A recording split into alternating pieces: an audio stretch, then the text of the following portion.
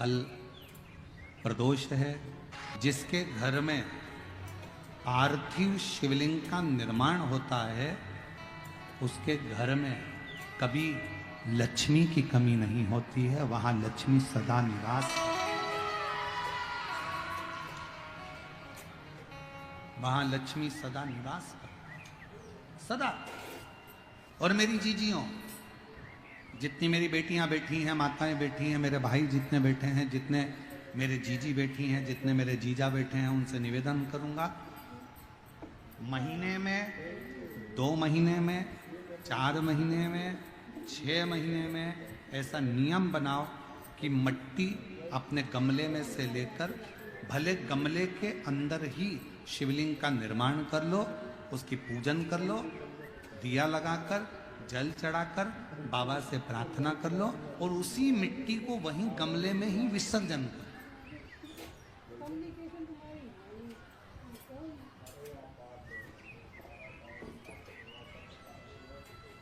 जो लोग कहते हैं हमारा व्यापार नहीं चल रहा, जो लोग कहते हैं हम बड़े दुखी हैं, बहुत तकलीफ में हैं, बहुत कष्ट में हैं, बहुत परेशानियां चल रही हैं, बहुत कष्ट चल रहा है, बहुत परेशानियां हो रही हैं और हमारा व्यापार नहीं चल रहा, ये नहीं हो रहा, वो नहीं हो रहा, तो अगर कोई तुमसे अगर इस तरह से बोले तो उसको कहना दोष है। जो तुमसे कहे कि मेरे घर में लक्ष्मी नहीं है, मैं बहुत डिप्रेशन में चल रही हूँ, बहुत टेंशन है, बहुत तकलीफ है, बहुत कष्ट है, बहुत कष्ट। पार्थिव शिवलिंग का निर्माण,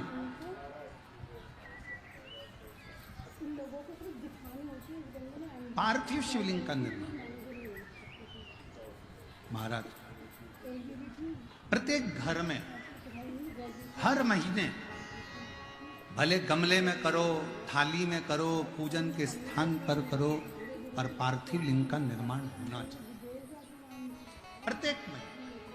और फिर निवेदन करें, जिसकी जिंदगी में कर्जा ही कर्जा डूबा हुआ है, कर्जे में लदालूम हो और कोई उन्नति हो ही नहीं रही, बहुत कष्ट में हो गए, तो प्रदोष के दिन बेलपत्री के वृक्ष के नीचे दीप लगाएं, शिव जी के मंदिर में जाकर दीप लगाएं और अपने घर के दरवाजे पर दीप लगाएं। प्रदोष के दिन बेलपत्र के वृक्ष के नीचे लगाया गया दीपक, शिव मंदिर में लगाया गया दीपक और अपने दरवाजे पर लगाया गया दीपक, ये तीनों जब एकाग्रित भाव से दीप लगाए जाते हैं तो ब्रह्मा विष्णु महेश हमारे कार्य की सफलता देते ही हैं, उसमें अटकल नहीं है, उसमें तकलीफ नहीं है।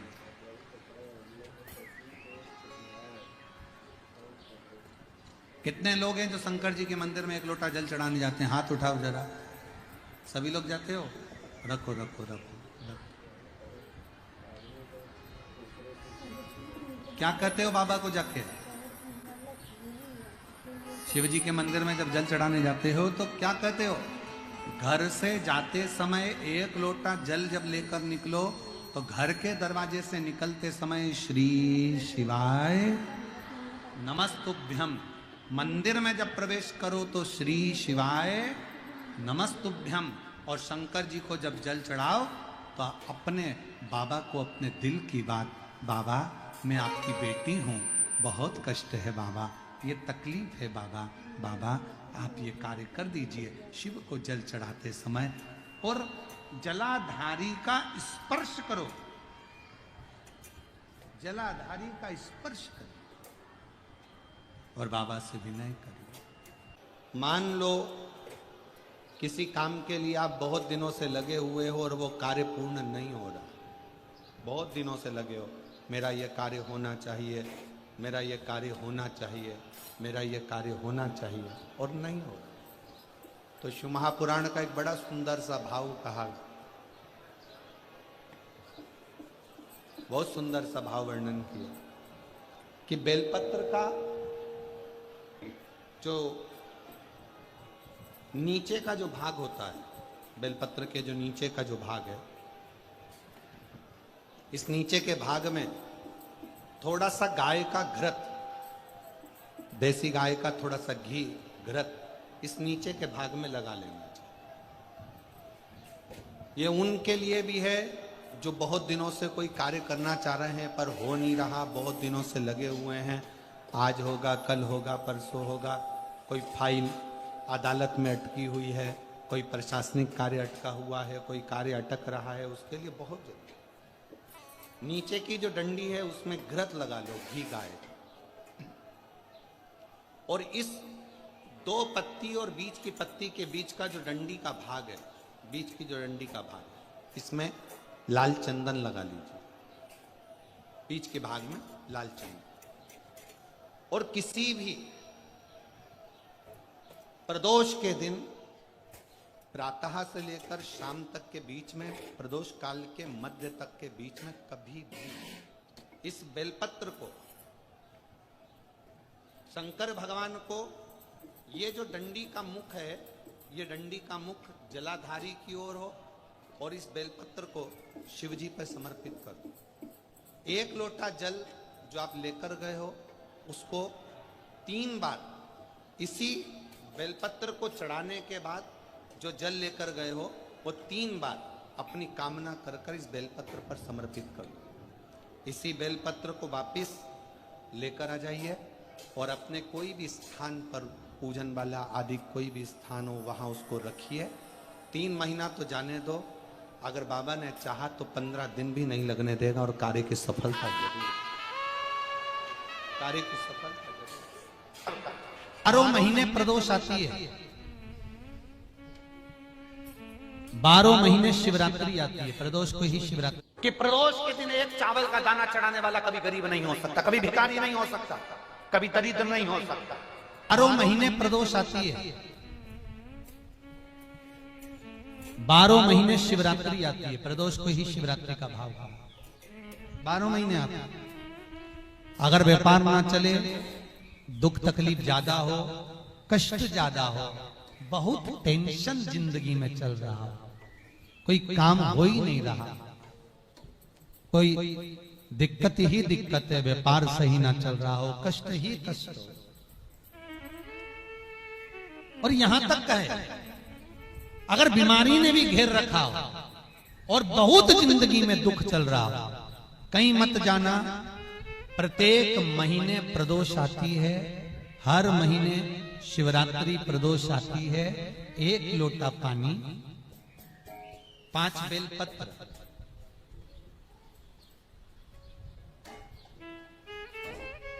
5 बेलपत्र, 1 शमी पत्र, 1 शमी पत्र, 5 बेलपत्र तांबे के लोटे में जल में डाल लीजिए। 7 दाने अक्षत के, आखे अक्षत के डाल लीजिए। और प्रदोष काल में, प्रदोष काल जो शाम का समय होता है, प्रदोष काल में भगवान शंकर के मंदिर जाकर पांव में चप्पल पहनकर ना जाइए, घर में घी का दिया लगाकर कलश लेकर शिव के मंदिर में चले जाइए। शिव मंदिर में दिया नहीं लगाना है आपको, केवल घर में दिया लगाकर जाना है। और शंकर जी के मंदिर में वो ऐसा कैसा ही पानी पूरा उंडेल कर डालकर शिवलिंग पर आ जाइए। झोली पसार कर प्रणाम करिए। शंकर की देहली पर 2 मिनट बैठकर ओम नमः शिवाय का स्मरण कर लीजिए। ओम नमः शिवाय भी आपको बोलना बताया था कि सौभाग्यवती नारी स्त्री नमः शिवाय ओम बोले और पुरुष ओम नमः शिवाय। अगर पति और पत्नी दोनों बैठकर जाप कर रहे हैं तो दोनों ओम नमः शिवाय बोल सकते हैं, पर नारी अगर अकेले बैठकर स्मरण कर रही है तो नमः शिवाय ओम।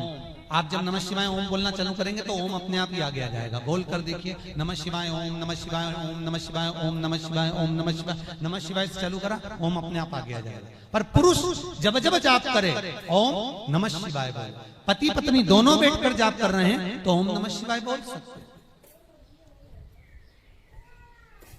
केवल स्त्री जाप कर रही है तो नमः शिवाय ओम, नमः शिवाय ओम, नमः शिवाय ओम, नमः शिवाय ओम, नमः शिवाय ओम अपने आप आ जाएगा। 5 बार, 3 बार, 7 बार कुछ देर शिव के मंदिर में प्रदोष काल में, प्रदोष के समय पर, प्रदोष के दिन बैठकर शिव नाम का जाप करें। जल का पात्र वापिस घर में ले आए और बड़े प्रेम से अगले महीने फिर प्रदोष के दिन फिर प्रदोष काल में शिव के द्वार जाए, फिर विनती करें कहीं मत जाना, केवल शंकर की शरण में जाना, उससे कहना, उससे निवेदन करना। मुझे विश्वास है मेरे शंभु पर। स्कंद पुराण कहती है,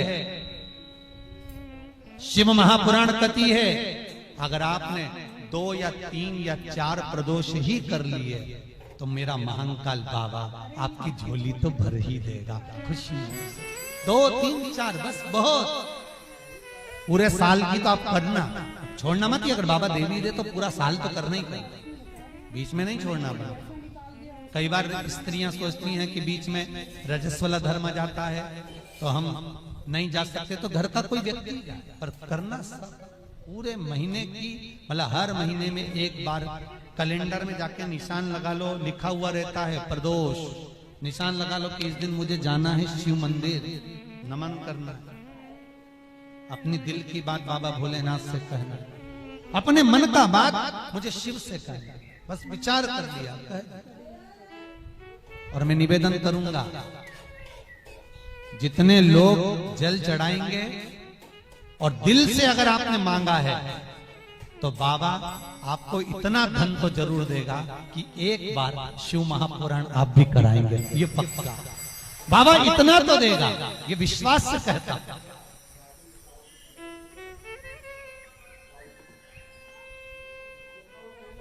हाँ, आपका मन है करना हो तो करो, नहीं तो यहाँ तो हमारे यहाँ तो शिव महापुराण की कथा कहती है, तुम्हारा भाव पड़े वैसा करो। पर प्रदोष का जो नियम बताया है, शंकर का अनुमोदन जो बताया है, वो कर सकते।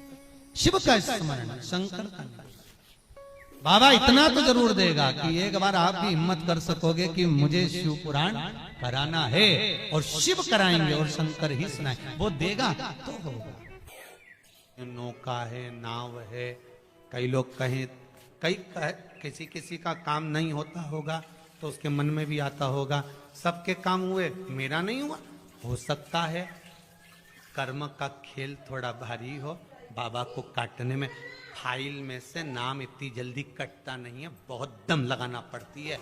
शंकर भगवान को भी कहना पड़ता है ब्रह्मा जी को कि कर रहा हूं। ब्रह्मा जी बोले इसका भाग्य मत पलट देना, बहुत बेकार कर्म कर कराया। शंकर जी बोले पानी चढ़ाता रहेगा तो मेरा शिवलिंग भी गलता रहता है, तो फिर सिग्नेचर भी तो गलेंगे। रुक तो सरिये तू जरा, इसने जो कर्म करा है इतनी जल्दी फाइल को छुपाना दम चाहिए, केस भारी है। और चारों तरफ हाहाकार मच रहा है।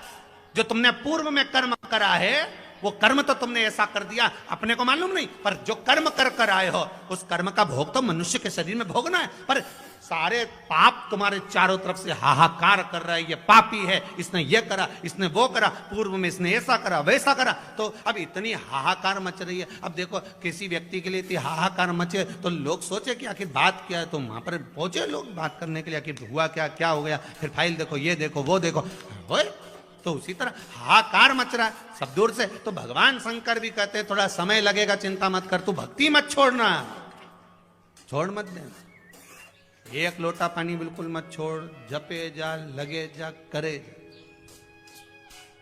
अगर तेरे घर में लक्ष्मी नहीं आ रही हो तो कमल गट्टे को पानी में डाल, शिव जी को चढ़ा करा। कमल का फूल बाजार में मिल रहा हो, जब तक कमल का पुष्प बाजार में मिले तब तक एक कमल का पुष्प सोमवार की सोमवार शंकर को चढ़ाना चालू कर दे। सोमवार को नहीं चढ़ाए तो प्रदोष को चढ़ा, पर शंकर की भक्ति कर। और कमल का फूल ना मिले तो कमल गट्टा पानी में डाल, उस पानी को शंकर पर चढ़ा, पर चढ़ा देख, क्योंकि शिव के चरणों में रहने के लिए माता ख्याति ने लक्ष्मी देना चाहिए, और लक्ष्मी जी को भगवान शंकर ने नारायण को दे दिया। अगर वही कमल के पुष्प पर लक्ष्मी का निवास होता है, इसलिए दीपावली पर कमल का फूल शिव जी को, भगवान माता लक्ष्मी को समर्पित होता है। कमल का पुष्प मेरे भगवान विष्णु ने शंकर भगवान को सावन के महीने में 108 दिए थे। वो पुष्प का फल इतना मिला कि भगवान विष्णु को सुदर्शन चक्र मिल गया था। सुदर्शन चक्र किसका था? भगवान शंकर का। वो चक्र भगवान विष्णु को दिया। ले लो, तुमने कमल के फूल चढ़ाए 108, ये कमल का पुष्प चढ़ाने का फल ये कि अपना सुदर्शन चक्र तुमको देता हूं, दुष्टों का संहार करना ये आपको देता हूं। भगवान विष्णु सुदर्शन चक्रधारी हो गए।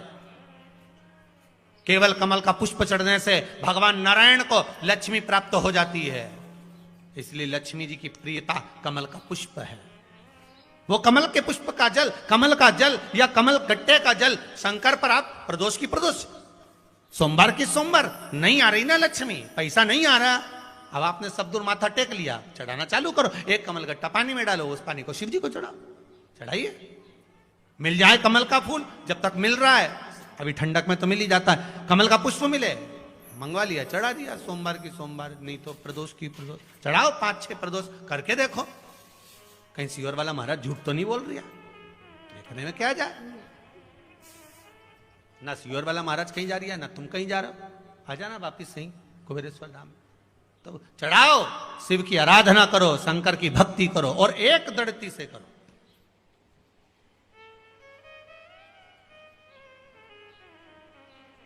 एक दड़ी होकर।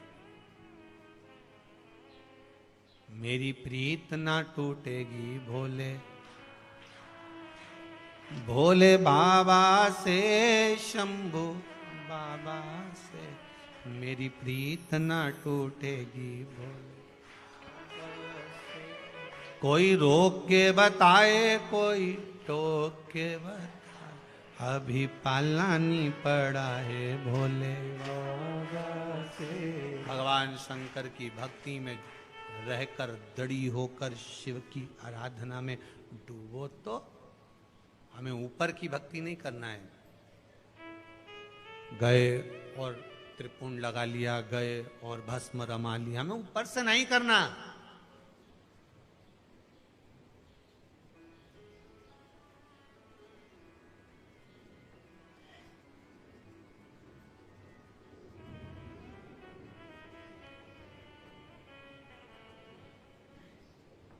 हमें भीतर की भक्ति चाहिए।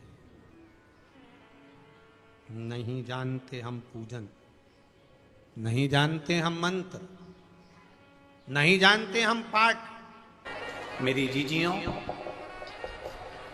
प्रदोष का इंतजार भी मत करा करो कि प्रदोष का दिन आएगा या प्रदोष का दिन आएगा तो हम, प्रदोष का दिन आएगा तो हम भगवान शंकर को प्रदोष के समय में, शाम के समय पर हम बेलपत्र, शमी पत्र, चावल समर्पित करेंगे।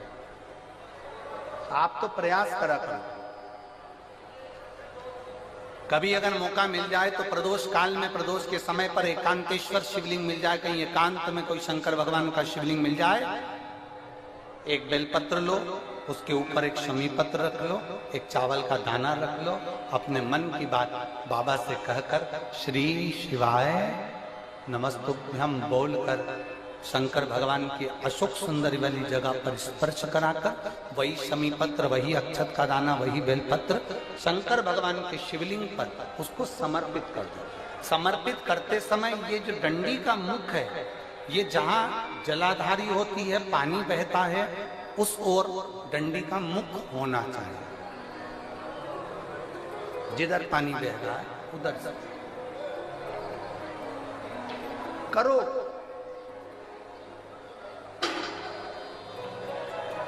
प्रदोष काल में करी गई आराधना,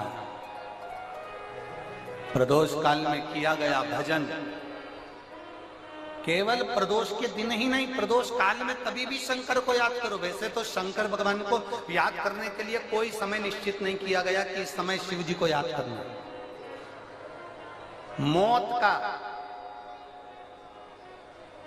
मौत का और महाकाल का आने का समय कभी निश्चित नहीं होता। जिस प्रदोष व्रत का हम वर्णन करते हैं, जिस प्रदोष के दिन का आपको बधाई करने दी थी कि प्रदोष की आपको बधाई हो, प्रदोष शाम का जो समय होता है, प्रदोष काल जो होता है, उसका वर्णन जब हम करते हैं, ये प्रदोष की पूजन का विधान किसने बनाया, ये प्रदोष की पूजन का नियम किसने बनाया, ये प्रदोष की संध्या काल का, प्रदोष के समय का पूजन का विधान कौन बनाया, ये प्रदोष के समय पर एक बेलपत्र चढ़ाने का विधान किसने बनाया, प्रदोष के समय पर एक समी पत्र चढ़ने का विधान किसने बनाया, प्रदोष के समय पर अगर मान लो कोई भिखारी से भिखारी व्यक्ति भी है जो ठेला चला रहा है, उसके पास में खाने के लिए कुछ नहीं है, फटे कपड़े पहन रहा है, उसकी जिंदगी में कुछ भी नहीं बचा और कर्जे में लदालूम हो गया। एक चावल का दाना अगर वो प्रदोष के दिन, प्रदोष काल में शाम के समय पर शंकर के शिवलिंग पर चढ़ा देता है तो 3 या 4 प्रदोष में उसका कर्जा चूकना प्रारंभ हो जाता है। प्रदोष का विधान था। इतना ये प्रदोष का वर्णन करा किसने? इतना प्रदोष की महत्वता बताई किसने? कौन करे इतना वर्णन? अगर प्रदोष की महत्वता बताने वाला कोई है, इसीलिए मेरे शंकर भगवान माता सती को लेकर कुंभज ऋषि के यहाँ, अगस्त ऋषि के यहाँ कथा सुनने के लिए गए थे, क्योंकि उनके बराबर कोई शंकर के महत्व को बता नहीं सकता और प्रदोष के महत्व को नहीं बता सकता। सती मैया को प्रदोष का महत्व बताने के लिए शंकर सती जी को लेकर कुंभज बाबा के यहाँ गए थे, अगस्त ऋषि, कि प्रदोष के महत्व को तो जानो सती, तुम प्रदोष के महत्व को तो सती जानो, तुम प्रदोष के महत्व को तो सती पहचानो कि प्रदोष का महत्व क्या होता है, प्रदोष काल का महत्व क्या होता है, प्रदोष के समय का महत्व क्या होता है। जिस समय पर सूरज डूब रहा हो, चंद्र प्रकाशित हो रहा हो, दोनों का मेल हो रहा हो, ना तो पूरा सूरज डूबा है, ना पूरा चंद्र आया है, ना पूरा अंधेरा है, ना पूरा उजाला है, उस समय को प्रदोष काल कहा गया, उस समय को प्रदोष का समय कहा, प्रदोष काल कहा। अब कई लोग हमसे कहते हैं गुरुजी आप हमको प्रदोष का समय बताया करो कि प्रदोष काल किसको कहते हैं, प्रदोष का समय किसको कहते हैं। अब एक बात हम आप सबसे कहना चाहते हैं, जितने लोग आस्था चैनल पर सुन रहे हैं, जितने फेसबुक यूट्यूब पर सुन रहे हैं और जितने रेवाड़ी की इस पवित्र धरा पर कथा को सुन रहे हैं, आप सबसे एक बात कहना चाहेंगे। अगर हम समय देखकर बताएं आपको कि शाम को 6 बजे, 6:30 बजे, 6:30 पे लेकर 7:30 के बीच में ये समय है, या 5:30 से लेकर 6:30 तक का ये समय है, या हम तुमको बोल दें कि इतनी बजे ये समय प्रदोष काल का रहेगा या इतनी बजे ये समय रहेगा, तो देखिए कभी कभी ठंड का समय आता है तो दिन जल्दी ढल जाता है, कभी कभी गर्मी का समय रहता है तो दिन बहुत लेट ढलता है। इसलिए समय की गणना से मत चलो, आप तो ये अंदाजा लगाकर रखो कि दिन ढल रहा हो, अंधेरा होना शुरू हो रहा हो, सूरज डूब रहा हो, चंद्र प्रकाशित हो रहा हो, अंधेरा अपना काम कर रहा है, सूरज ढलता जा रहा है, दिन कम होते चले जा रहा है और अंधेरा थोड़ा बढ़ते चले जा रहा है। इन दोनों का जो मिलन का समय हो, अब वो कितनी भी बजे, आप तो बस उसके मिलन का समय निकाल लो, वही समय प्रदोष काल कहलाता है, वही समय प्रदोष।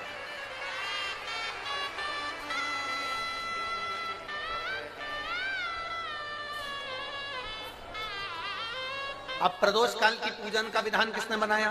कोई आपसे पूछे तो क्या बताओगे? जम के बोलो जल्दी से, कौन ने बताया था? अगस्त ऋषि। सबसे पहले प्रदोष की पूजन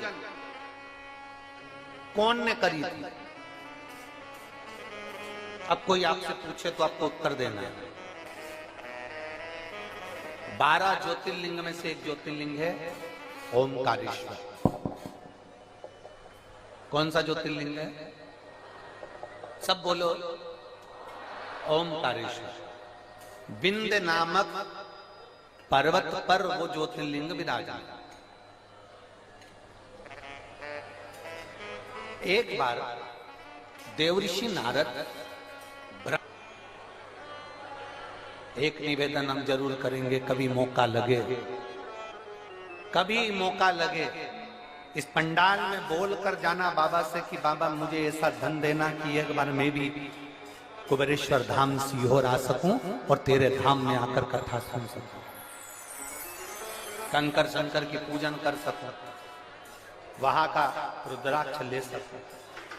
कभी कभी और जरूरी नहीं है कि वहां का रुद्राक्ष केवल बीमारी के लिए काम आता है ना, कभी जिंदगी में कुबेरेश्वर धाम जाना और रुद्राक्ष मांग कर लेकर आना।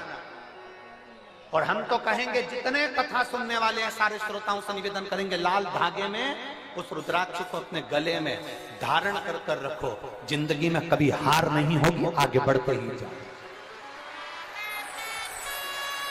चाहे महिला हो चाहे पुरुष हो, चाहे महिला हो चाहे पुरुष हो, गले में रुद्राक्ष होना जरूरी है, पहनो। कई लोग कहते हैं हम तुलसी की माला पहनते हैं, रुद्राक्ष पहन सकते, क्यों नहीं? किसने मना करा? कौन से शास्त्र में लिखा है, कौन सी वेद में लिखा है, कौन से पुराण में लिखा है?